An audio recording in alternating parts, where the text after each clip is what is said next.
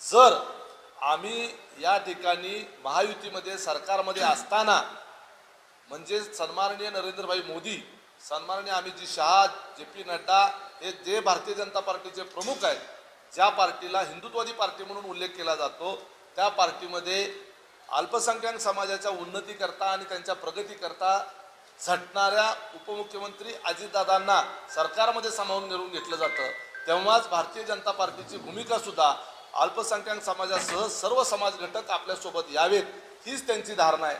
त्यामुळे नितेश राणेंसारख्या अशा पद्धतीच्या नेत्यांनी जबाबदारीने वक्तव्य केली पाहिजेत।